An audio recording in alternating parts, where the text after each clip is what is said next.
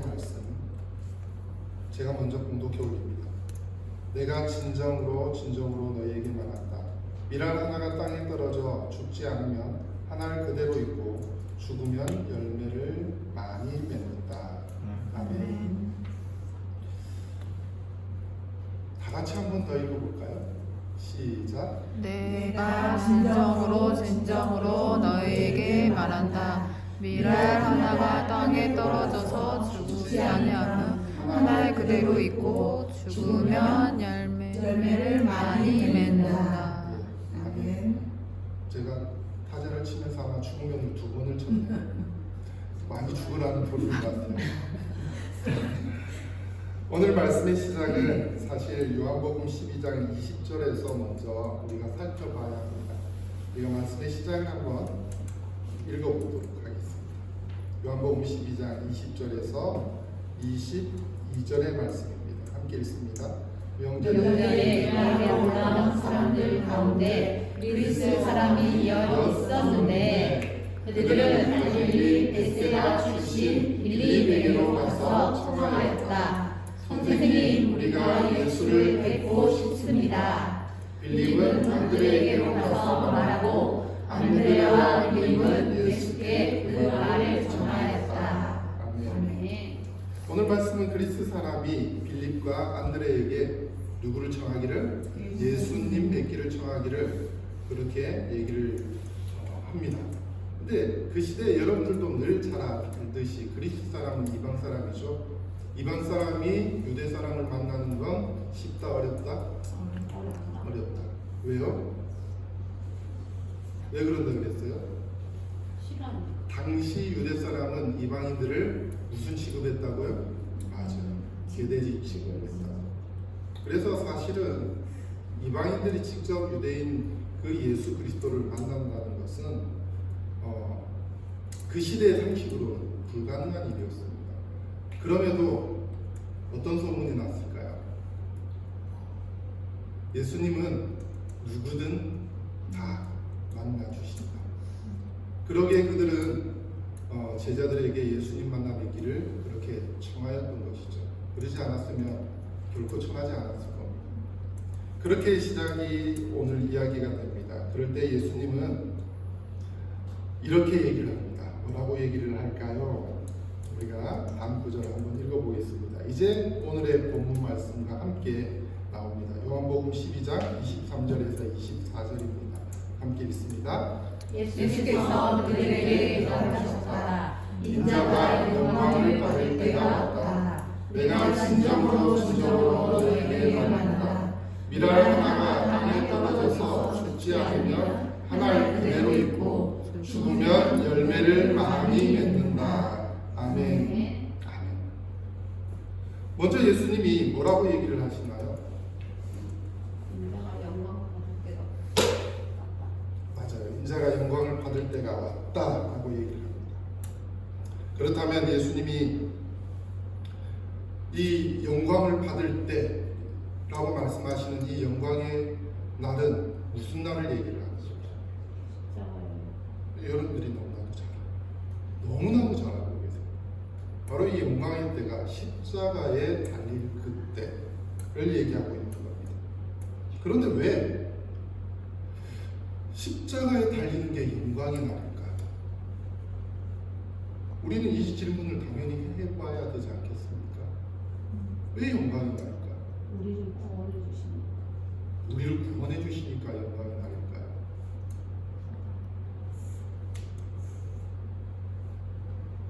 모든 얘기를 한번 해보세요. 무엇이든. 우리 죄를 씻겨주시는 비슷한 말인 것 같아요. 좀 더 본질적으로 예수님이 겟세마네 동산에서 어떤 기도를 하셨나요? 이 잔을 내게서 옮기소서. 그런데 마지막 기도는 뭐였죠? 아버지의 뜻이 이루어지는 맞아요. 아버지의 뜻대로 해달라. 그러면서 가시죠. 바로 이겁니다. 아버지의 뜻. 우리는 먹든지 마시든지 무엇을 하든지 하나님의 영광을 위해서 살아야 되는 존재들입니다. 그 본을 누가 보여주셨습니까? 예수 그리스도께서. 하나님의 뜻은 예수 그리스도를 이 땅에 보내신 것은 그 십자가에 매달리기 위함이었습니다. 무엇 때문에? 우리의 죄를, 우리를 구원하시기 위하여서. 결국 인간의 보기에는 치욕스러운 일이지만, 인간의 시선에서는 십자가에 달리는 것이 치욕스러운 일이지만, 하지만 하나님의 시선에서는 어떤 일입니까? 가장 영광스러운 일이라는 겁니다. 무엇 때문에? 하나님의 말씀에 온전히 순종했기 때문에. 바로 그겁니다. 우리 믿는 자의 삶은요, 내가 보기에 좋은 길로 가는 것이 아니라 하나님 뜻대로 가는 그 길만이 오직 영광스러운 길입니다. 그 길을 내가 판단하는 것이 아니라는 겁니다. 말씀 안에서 하나님의 뜻대로 온전히 순종하는 것. 예수님도 그 길이 고통스러운 길인 줄 알았어요. 그러기에 이 잔을 내게도 옮겨달라고 그렇게 기도했습니다. 그럼에도 불구하고 마지막 기도는 하나님 아버지의 뜻대로 해달라고 기도하시는 겁니다. 그것이 바로 하나님의 영광을 위한 길이고 영광스러운 길이기에 그렇게 하신 것이죠. 사랑하는 여러분, 바로 우리의 삶은 바로 그 하나님의 영광에 맞춰져 있어야 되는 것입니다. 여러분들의 삶도 그렇게 되기를 간절히 소망합니다. 아멘. 뿐만 아니라 이 영광의 때가 왔다는 것은 또 어떤 의미가 들어있을까요? 바로 심판요? 아닙니다. 심판의 의미는 아닙니다. 심판의 때가 가까워왔다. 주님 오실 날이 가까워왔으면 뭐가 돼야 돼요? 복음이 전해져요. 그죠? 바로 예수님이 십자가에 매달리시는 그 순간부터 이방 선교가 시작됩니다. 그렇죠? 예수님께서도 이방인을 향하여서 복음을 전하셨지만 이젠 그 십자가에 매달리심은 유대인들만을 위한 십자가가 아니라 온 인류를 위한 십자가임을 분명히 나타내고 있습니다. 십자가의 희생을 통하여서 예수님은 그 구원의 역사를 확실히 보여주십니다. 사랑하는 성도 여러분, 한 생명을 구하기가 쉽습니까? 아니요. 어렵습니다. 그 생명을 구하기란 정말 우리가 아이를 낳아본 사람들은 다 알 겁니다. 한 생명을 잉태하는 것은 정말 나의 목숨과도 맞바꾸는 그런 고통을 감내해내는 것입니다. 성교란 그런 겁니다. 예수님께서 십자가에 매달려 희생 제물이 되신 것은 바로 생명을 살리고자 하신 거 아니겠습니까? 성교도 똑같은 겁니다. 한 생명을 살리고자 우리가 성교의 삶을 살아가는데 그 생명을 살리기에는 정말 우리는 턱없이 부족한 삶을 살 때가 너무나도 많다는 겁니다. 때로는 한 생명을 살리고자 이렇게 죽음의 고통이 따라옴에도 불구하고 우리는 그 고통을 감내하는 데는 전혀 신경을 쓰지 않습니다. 여러분들에게 만약에 한 생명을 살리는데 그 고통이 따른다면, 십자가의 고통이 따라온다면 여러분들은 어떠실 것 같으세요? 끝까지 살릴 것 같으세요? 포기할 것 같으세요?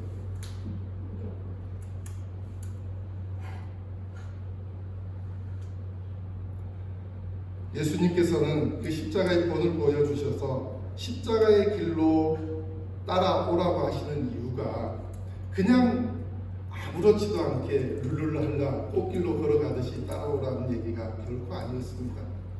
바로 그 십자가의 길은 생명을 낳는 길이지만은 죽음의 고통을 겪는 길이기도 했습니다.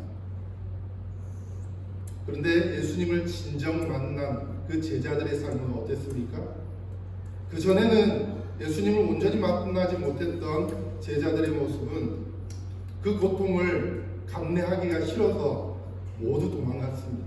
그렇죠. 자기 편한 길, 자기가 육신이 이끄는 길로 갔습니다. 그 어느 것 하나 예수님을 따라가려고 하지 않았습니다. 살아가는 정말 예수님의 수제자 베드로도 예수님을 저주하면서 부인할 만큼 그 길을 가기를 원치 않았습니다. 그런데 예수님을 온전히 만난 제자들은 어떻습니까?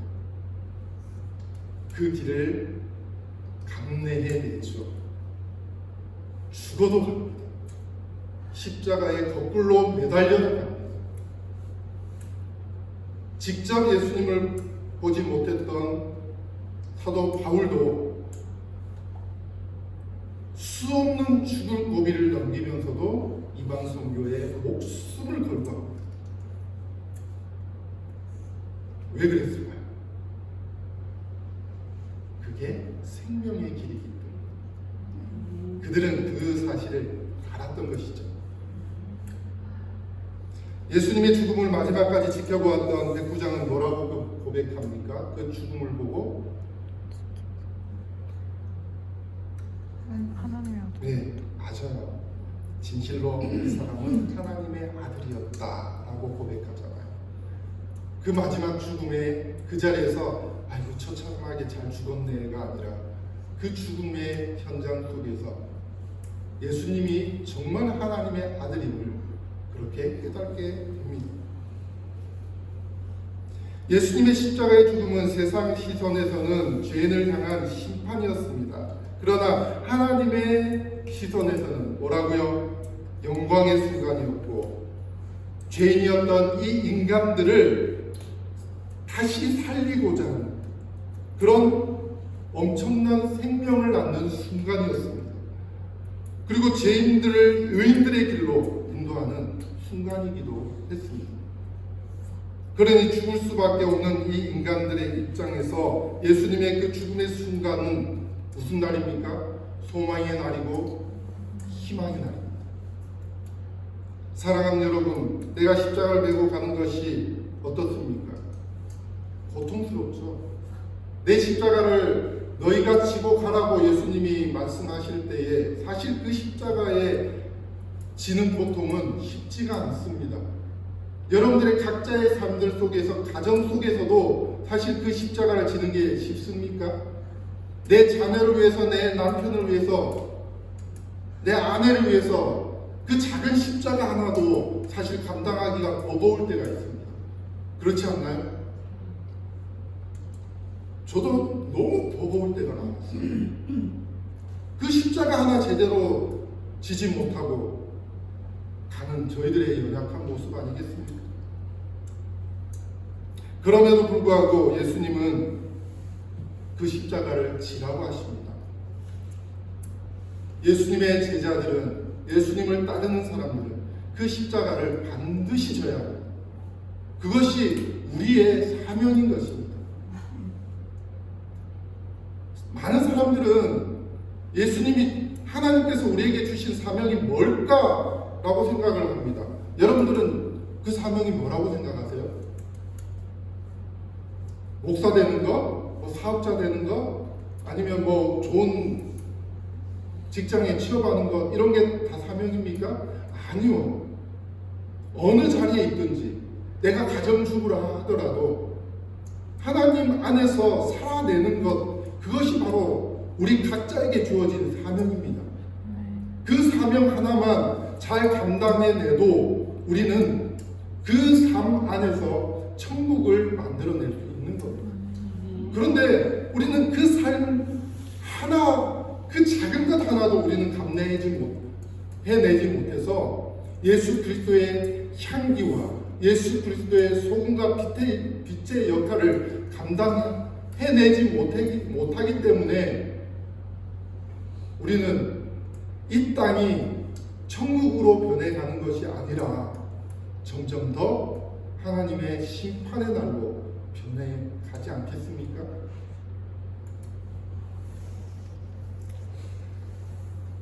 사랑하는 여러분, 주님이 겪었던 십자가의 죽음의 사건은 세상적인 관점으로는 치욕적인 사건일지 모르지만 하나님의 시선에서는 가장 영광스러운 사건이라고 말씀드렸습니다. 이 영광의 사건을 예수님께서는 우리도 함께 동참하기를 바라고 우리와 함께 그 동참을 통하여서 함께 영광 받기를 원하고 계시는 것입니다. 요한복음 12장 25절에서 26절의 말씀을 우리가 함께 읽어보도록 하겠습니다. 시작. 자기의 목숨을 사랑하는 사람은 잃을 것이요 이 세상에서 자기의 목숨을 미워하는 사람은 영생에 이르도록 그 목숨을 보존할 것이다. 나를 섬기려고 하는 사람은 누구든지 나를 따라오너라. 내가 있는 곳에는 나를 섬기는 사람도 나와 함께 있을 것이다. 누구든지 나를 섬기면 내 아버지께서 그를 높여주실 것이다. 아멘. 예수님은 분명히 말씀하시죠. 뭐라고요? 자기 목숨을 사랑하는 사람은 잃을 것이라고요. 자기 목숨을 사랑한다는 건 무슨 얘기일까요? 자기 유익을 더 쫓는다는 얘기겠죠.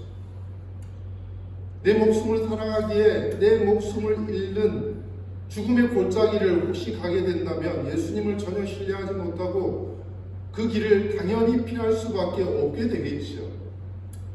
그러니 우리는 내 목숨을 소중하게 여기는 사람들은 오늘 예수님께서 하시는 말씀이 그것을 잃을 것이다 라고 분명히 말씀하고 계십니다. 하지만 이 세상에서 자기의 목숨을 미워하는 사람은 영생에 이르도록 그 목숨을 보존할 것이다 라고 얘기합니다. 여기서 말하는 자기 목숨을 미워하는 것, 이것은 자기 육신을 함부로 하라는 얘기일까요? 아니죠. 결코 아님을 여러분들은 알 겁니다. 얼마 전에 말씀 사경회에 참석했는데 어떤 장로님이 그 앞에서 이제 그 강사분이 이렇게 설교를 했어요.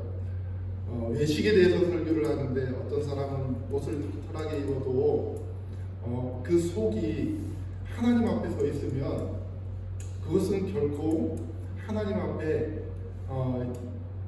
정말 하나님께서는 마음을 보시기에 옷을 어떻게 입든 상관없지만 양복을 입어도 그 마음이 하나님 앞에 가리지 않으면 그것은 외식된 자라고 얘기를 그렇게 이제 했었는데, 문제는 좀 걸러 들으면 참 좋지만 한 장로님이 양복을 딱 잘 차려입고 오셨어요. 그러더니 갑자기 벌떡 일어나서 이렇게 얘기를 하는 거예요. 그러면 내가 양복을 입었으면 내가 외식된 사람이요! 하고 소리를 지르는 거예요. 그렇습니까? 아니요. 옷을 허름하게 입어도 하나님 앞에 마음이 가있지 않으면 그 사람은 외식된 자고요. 옷을 깔끔하게 입어도 입든 옷을 그렇게 입지 않든 그것을 얘기하는 게 아니잖아요. 그렇죠? 그런데 그것을 조금 걸러들을 수 있는, 이제 중직자가 되었다. 말씀 안에서 그런 것들을 걸러듣고 이해할 수 있는 능력이 있어야 함에도 너무나도 그렇지 못한 사람들이 많더라고요. 갑자기 쎄해졌습니다. 오늘 이 말씀도 마찬가지입니다. 목숨을 미워한다는 것은 결코 내 육신을 함부로 하라는 얘기가 아닙니다. 하나님 앞에 최선을 다해서 살라는, 하나님께서 맡겨놓은 이 육신과 또한 내 가족과 내 주위에 있는 모든 것들을 위하여서 최선을 다해서 살라는 겁니다.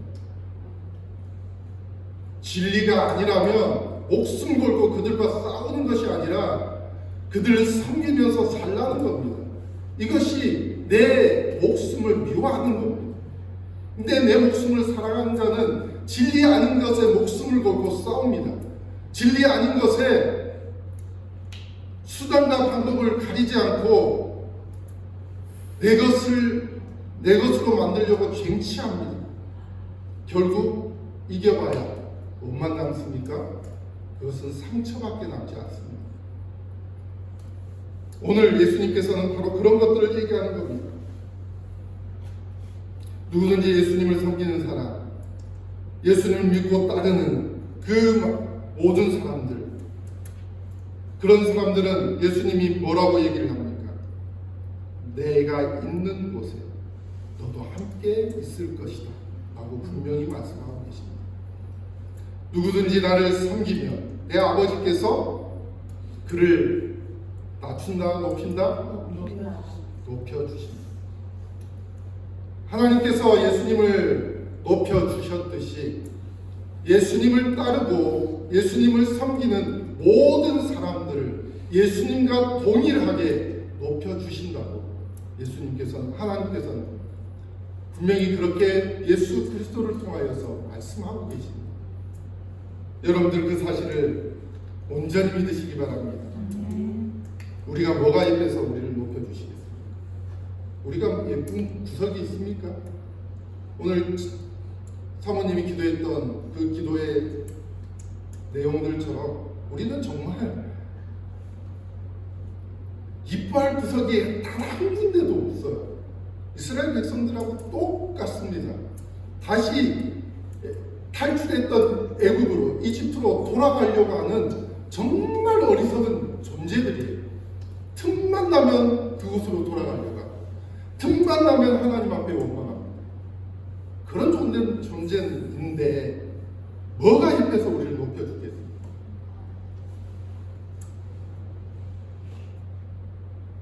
단지 하나님이 보시는 것은 하나입니다. 예수님을 따르고 예수님을 섬기는 것. 그것만 하면 하나님께서 동일하게 예수님처럼 높여주시겠다고 얘기하십니다.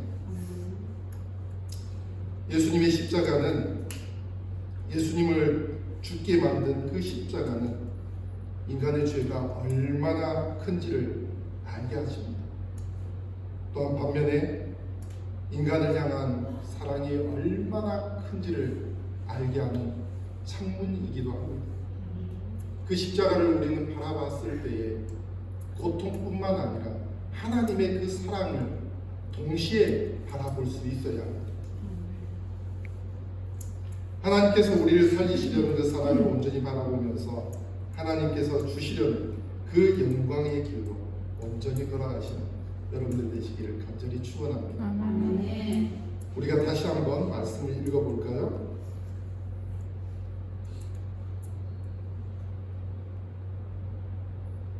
내가 진정으로 24절 오늘 본문 말씀을 다시 한번 읽어보겠습니다. 시작. 내가 진정으로 너희에게 말한다. 미랄 하나가 땅에 떨어져서 죽지 않으면 하늘 그대로 있고 죽으면 열매를 많이 맺는다. 할렐루야. 아멘. 이번에는 수어로 한번 따라해보겠습니다. 시작. 내가 진정으로 너에게 말한다. 미랄 하나가 땅에 떨어져서 죽지 않으면 하늘 그대로 있고 죽으면 열매를 많이 맺는다. 아멘. 내가 죽어야 하나님 나라가 이루어지고, 내가 죽어야 많은 열매를 맺고, 내가 죽어야 하나님께서 나를 살리시는 사실을 온전히 깨닫는 여러분들의 신앙의 삶이 되시길 간절히 축원합니다. 아멘. 오늘 찬양 하나님의 시선,